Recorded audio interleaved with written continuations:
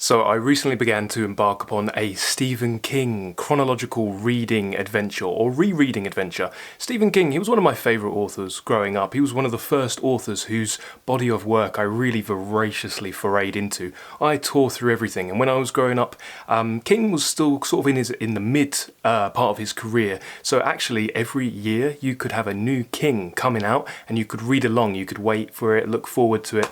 Some of my happiest memories in childhood were, funnily enough, when I had bronchitis or when I had to stay home from school and I'd have a thick Stephen King, the latest Stephen King. I remember being really quite delirious with bronchitis and staying off from school for a week with The Stand. The Stand kept me company. You could go through his entire bibliography and you can name off some novels that have really entered the public imagination and have been deeply influential, not just in rapturing readers, but inspiring writers to pick up the pen themselves. Stephen King, along with perhaps Haruki Murakami, is one of the top writers in regards to inspiring other people to become writers. So that begs the question, is he great literature? Are books like Carrie, Salem's Lot, It, The Stand, Shining, we can go on and on and on, are they great literature? Well, first things first, you just want to try and define what is great literature. There's a lot of different schools of thought on this. I personally, if I had to be really succinct about it and just rely on my own definition, great literature falls into one of two camps, preferably both if it's very, very great literature. It either says something that's never been said before, or it says something that has been said before in a way that's never been said before. So it either says something new or it says something in a new way.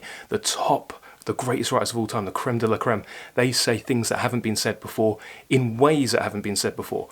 Who am I thinking of? I'm thinking Shakespeare at the ultimate, at the topmost. He's saying things that have never been said before, giving expression to the human condition like never before, in a form, in a way that's never been said before. We can also throw Jane Austen in there. She's obviously indebted to Shakespeare, but she said a lot of things that haven't been said in ways that hadn't been said before either. The Austenite mode of expression, like the Cervantine mode of expression. Tolstoy, also great. Did he say things that haven't been said before? Yeah, of course. Did he say a lot of things that had been said before, but said them in a new and exciting way? Most definitely. We can talk about the free indirect discourse. That's a pioneering technique. Perhaps we can attribute that to Austen. Then Flaubert took it and started energizing it in novels like Madame Bovary, but I think it reaches its pinnacle with Tolstoy. All of these writers estrange you. They make the familiar feel strange and the strange feel familiar. You can feel very at home in an alien world when Shakespeare is penning it. That's my theory of what constitutes great literature. We can look at other theories, for example, Ezra Pound, who thought that great literature was simply language charged with meaning to the utmost possible degree, and you can charge it with imagery, phanopia, musicality, melopia, and logopia. That's like metaphorical language. Of course, he was talking about poetry, perhaps even prose, if it is to be great, is essentially deeply poetic. Now, if you listen to King's interviews, if you read his interview in the Paris Review, if you go and watch his Charlie Rose, he gets asked early on in his career if he thinks he's a great writer, and he very humbly, with a lot of humility, says that he's trying to be, but he doesn't think he's going to hit that in his lifetime. Now, at the beginning of his career, he was scorned as a bit of a schlocky, B-movie-esque horror writer. But as the years have gone on, the people handing out the accolades and literary prizes were the people who grew up, like myself, reading King, and the conversation, the culture has shifted, and he's got some really hard-won, well-earned respect from the literary community. If you listen to his interviews, basically he says he's trying to be great, but he doesn't think he's going to hit that in his lifetime, and he would be surprised if he even hit it after his lifetime, after he's passed. He talks about his inspiration being Bram Stoker's Dracula, who managed to be sort of pulp fiction, very digestible, escapist, fun, thrilling fiction, and yet still managed to transcend time. We still read Bram Stoker today. So when Stephen King is writing, I don't think he's just trying to be pure escapism. He's not just money-making, he's not the fast food of literature. When we talk about literature, and if it's great, a good analogy is usually to use the analogy of the gustatory experience. Food, is something fast food? Is it pub grub? Or is it Michelin star? Now, what is Michelin star? Shakespeare would be Michelin star, Proust would be Michelin star, Austen and Tolstoy would be Michelin star. If you're trying to ascertain what is great, what is good, what is not so good, you have to, in an agonistic Greek competitive way, you have to compare up against something else in order to measure it. So is Stephen King, we always return to this, is Stephen King as good as Shakespeare? The answer is no. Is he Michelin star? The answer is unfortunately no. Michelin star means a luxurious, sumptuous eating experience in which you take a lot of time and things are done really ingeniously with the food. Does King do that? No. Is he fast food? Who would we say is fast food? Maybe James Patterson. He's not fast food either. He's not something you just bolt down and forget about and leaves you a bit bloated afterwards. He's kind of in between. He's on the pub grub side of the spectrum. Hearty food, and I'd put Dostoevsky in that side of the spectrum too. You might even put Dickens. Personally speaking, I think if he does continue to be read after his time, not just as period pieces, which I think there's a very good chance he will be, he's maybe 1 or 2 rungs below Dickens in a very Dickensian sense. He creates his own universe and he peoples it, and his preoccupations, his themes, his what-ifs are really interesting. That's the fun of a Stephen King novel, is the what if. Are you going to read a story about telekinesis? Are you going to read a story about dead animals being resurrected from the ground? Are you going to read a story about someone who can see the future, or a fire starter, or a great plague?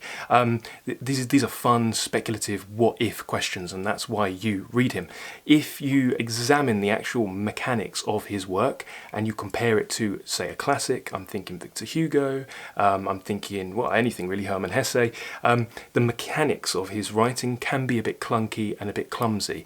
It's not too smooth, and the characterization of the people is sometimes a little bit wooden and a little bit one-dimensional. His characters are characters, they're not people, and that's fine because we're not expecting utmost psychological complexity with characters. You can have a story that sweeps you up and brings you along, inspires you, maybe inspires fear in you, but it's a very tall order. So this is when people denigrate writers like Stephen King and say, well, they're not great literature. Well, who is, and how can one be? It's difficult enough just to tell a really good story and to have it wildly successful, but then to demand that you're going to have time-transcending literary merit on top of it is perhaps an unfair expectation. But Stephen King is clearly working hard at it, and hey, he's got a good shot of at least being read a couple hundred years after his time. And I think if you were to ask him in his multi-million-pound mansion, that might be good enough. It might be good enough that he has managed to keep his constant readers' comfort and companionship over the years. Now, the thing is, some people could get butthurt about this sort of thing. If I was to come out and say, well, Stephen King, essentially, he's not great literature, people will get it all mixed up and they'll think I'm saying, well, he's not a good writer. Well, clearly I derive some enjoyment, otherwise I wouldn't be reading him right now in chronological order, starting with Carrie and making my way through, doing a good reread. It's not to say that he's not entertaining, he's not fun, he's not inspiring. He can be all of those things, and books can be entertaining. They don't need to have redeeming, time-transcending literary merit or aestheticism.